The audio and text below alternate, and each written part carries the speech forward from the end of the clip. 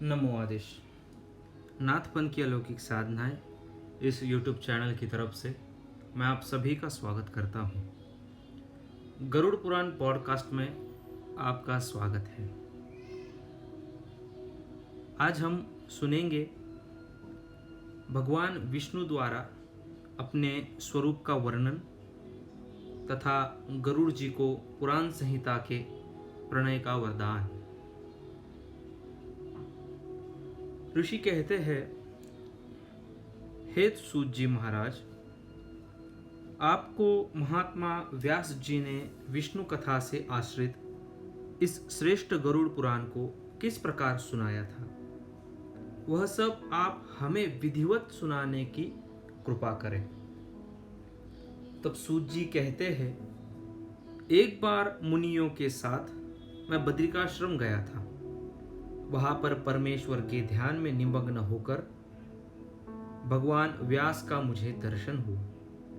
उन्हें प्रणाम करके मैं वहीं पर बैठ गया और उन मुनीश्वर से मैंने पूछा, हे व्यास जी, आप परमेश्वर भगवान श्री हरि के स्वरूप और जगत की सृष्टि आदि सब को मुझे सुनाए, क्योंकि मैं जानना चाहता हूं कि आप उन्हीं परम पुरुष का ध्यान कर रहे हैं और उन सर्वज्ञ के स्वरूप का परिज्ञान भी आपको है।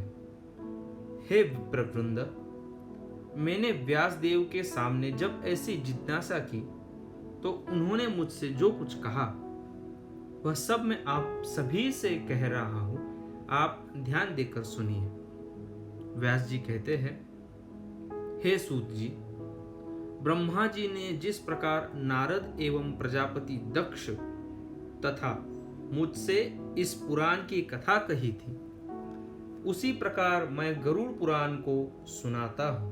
आप सभी लोग उसे सुनिए। फिर से एक बार सूत जी व्यास जी से प्रश्न करते हैं, ब्रह्मा जी ने देवर्षि नारद और प्रजापति दक्ष सहित आपसे किस प्रकार के पवित्र एवं सार तत्व बताने वाले पुराण को कहा था? व्यास जी उत्तर स्वरूप कहते हैं, एक बार नारद, दक्ष तथा भृगु आदि ऋषियों के साथ मैं ब्रह्मलोक में विद्यमान श्री ब्रह्मा जी के पास गया था।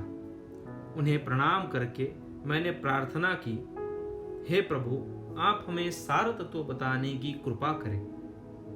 ब्रह्मा जी ने कहा, यह गरुड़ महापुराण अन्य सभी शास्त्रों का सारभूत है। प्राचीन काल में भगवान विष्णु ने अन्य देवताओं सहित रुद्रदेव और मुझसे जिस प्रकार इसे कहा था, उसी प्रकार मैं भी इसका वर्णन आपसे कर रहा हूं। व्यास जी ने पूछा, भगवान श्री हरि ने अन्य देवताओं के साथ रुद्रदेव को किस प्रकार से सारभूत और महान अर्थ बताने वाले इस गरुड़ महापुराण को सुनाया था? हे ब्राह्मण, उसे आप हमें सुनाए। ब्रह्मा जी कहते हैं, एक बार इंद्रादि देवों के साथ मैं कैलाश पर्वत पर पहुंच गया। वहां मैंने देखा कि रुद्रदेव शंकर परम तत्व के ध्यान में निमग्न है। मैंने प्रणाम करके उनसे पूछा, हे सदाशिव, आप किसका ध्यान कर रहे हैं? मैं तो आपसे अतिरिक्त अन्य किसी देवता को नहीं जानता हूं। इन सभी देवताओं के साथ उस परम सार तत्व को जानने की मेरी इच्छा है, अतः आप उसका वर्णन करें। श्री रुद्र जी ने ब्रह्मा जी से कहा, मैं तो सर्व फलदायक, सर्वव्यापी, सर्वरूप, सभी प्राणियों के हृदय में अवस्थित परमात्मा तथा सर्वेश्वर उन भगवान महाविष्णु का ध्यान कर रहा हूं। हे पितामह, उन्हीं विष्णु की आराधना करने के लिए मैं शरीर में भस्म तथा सिर पर जटाजुट धारण करके व्रताचरण में निरता रहता हूं। जो सर्वव्यापक, जयशील, अद्वय, निराकार एवं पद्मनाभ है, जो निर्मल तथा पवित्र हंस स्वरूप है, मैं उन्हीं परमपद परमेश्वर भगवान श्री हरि का ध्यान करता हूं। इस सार तत्व के विषय में उन्हीं के पास चलकर हमें सभी को पूछना चाहिए, जिनमें संपूर्ण जगत का वास है। प्रलय काल में जिनमें संपूर्ण जगत प्रविष्ट हो जाता है, सब प्रकार से अपनों को उन्हीं की शरण में जाकर उन्हीं का चिंतन करता हूँ। जिन सर्वे भूतेश्वर में सत्वगुण, रजोगुण एवं तमोगुण एक सूत्र में अवगुंपित मणियों के समान विद्यमान रहते हैं, जो 1000 नेत्र, 1000 चरण, 1000 जंघा तथा श्रेष्ठ मुख से युक्त है, जो सूक्ष्म से भी सूक्ष्म, स्थूल से भी स्थूल, गुरु से गुरुतम और पूज्यों में पूज्यतम है तथा श्रेष्ठों में भी श्रेष्ठतम है, जो सत्यों के परम सत्य और सत्यकर्मा कहे गए हैं, जो पुराणों में पुराण पुरुष, द्विजातियों में ब्राह्मण है, जो प्रलय काल में संकर्षण कहलाते हैं। मैं उन्हीं परम उपास्य की उपासना करता हूँ। जिन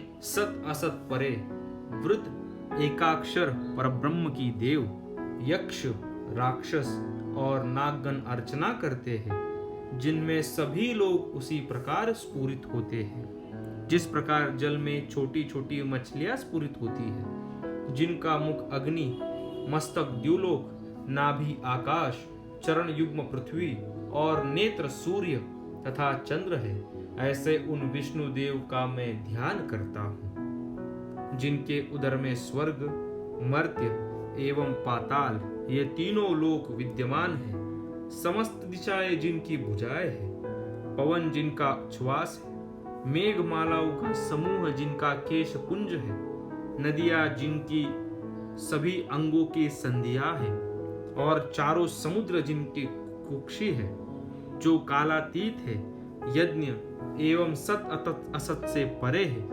जो जगत के आदि कारण तथा स्वयं अनादि है, ऐसे उन नारायण का मैं चिंतन करता हूँ। जिनके मन से चंद्रमा, नेत्रों से सूर्य और मुख से अग्नि उत्पन्न है, जिनके चरणों से पृथ्वी की, कानों से दिशाओं की और मस्तक से स्वर्ग की सृष्टि हुई है, जिन परमेश्वर से सर्ग, प्रतिसर्ग, वंश, मनवंतर तथा वंशानुचरित प्रवर्तित हुआ है, उन देव की मैं आराधना करता हूँ। परम सार तत्व का ज्ञान प्राप्त करने के लिए हम सभी को उन्हीं के शरण में जाना चाहिए। तो ब्रह्मा जी ने कहा, हे व्यास जी, प्राचीन काल में रुद्र के द्वारा ऐसा कहे जाने पर श्वेतद्वीप में निवास करने वाले भगवान विष्णु को प्रणाम करके उनकी स्तुति कर उस परम तत्व के सार को सुनने की इच्छा से देवगणों के साथ मैं भी वहीं पर स्थित हो गया। तदनंतर हमारे मध्य अवस्थित रुद्र ने उन परम सार तत्व स्वरूप विष्णु को प्रणाम करके जिज्ञासा करते हुए कहा, हे देवेश्वर, हे हरे, आप हम सबको यह बताएं कि कौन देवाधिदेव है, कौन ईश्वर है, कौन ध्येय है, कौन पूज्य है, किन व्रतों से वह परम संतुष्ट होते हैं, किन धर्मों के द्वारा, किन नियमों से अथवा किस धार्मिक पूजा से और किस आचरण से वे प्रसन्न होते हैं, उन ईश्वर का वह स्वरूप कैसा है, किन देव के द्वारा इस जगत की सृष्टि हुई है, कौन इस जगत का पालन करते हैं, वे किन किन अवतारों को धारण करते हैं, प्रलय काल में यह विश्व किन देव में लीन होता है, सर्ग, प्रतिसर्ग, वंश तथा मनवंतर किन देव से प्रवर्तित होते हैं और यह सब किन देवों में प्रतिष्ठित है। हे हरे, इन सभी विषयों के साथ अन्य जो भी सार तत्व है उन्हें बताए और इसके साथ ही परमेश्वर के महात्म तथा ध्यान योग के विषय में भी बताने की आप कृपा करें। तदनंतर भगवान विष्णु ने रुद्र को उस परमेश्वर के महात्म्य एवं ध्यान और योगादिक नियमों तथा अष्टादश विद्याओं का ज्ञान इस प्रकार दिया। श्री हरि ने कहा, हे रुद्र, मैं बताता हूं। ब्रह्मा और अन्य देवों के साथ आप उसका श्रवण कीजिए।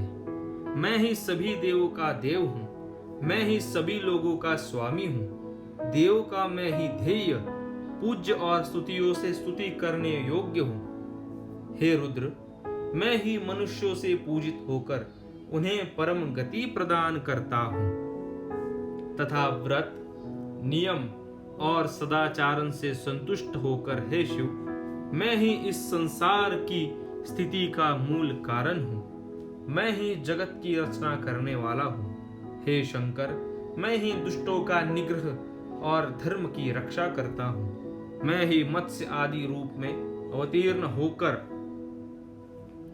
अखिल भूमंडल का पालन करता हूँ। मैं ही मंत्र हूँ, मैं ही अर्थ हूँ, मैं ही पूजा तथा ध्यान के द्वारा प्राप्त होने वाला परम तत्व हूँ। मैंने ही स्वर्ग आदि की सृष्टि की है।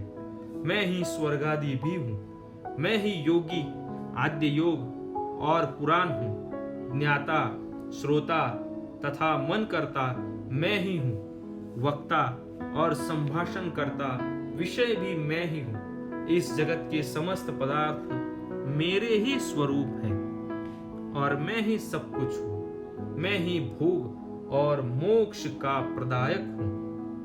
हे रुद्र, ध्यान, पूजा के उपचार और मंडल आदि सब कुछ मैं ही हूँ। हे शिव, मैं ही संपूर्ण वेद हूँ। मैं ही इतिहास स्वरूप हूँ।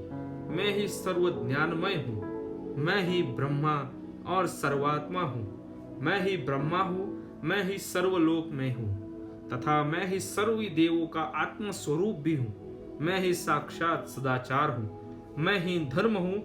मैं ही वैष्णव हूँ। मैं ही वर्णाश्रम हूँ। मैं ही सभी वर्णों और आश्रमों का सनातन धर्म हूँ। हे रुद्र, मैं ही यम, नियम और विविध प्रकार का व्रत हूँ। मैं ही सूर्य, चंद्र एवं मंगल आदि ग्रह हूँ।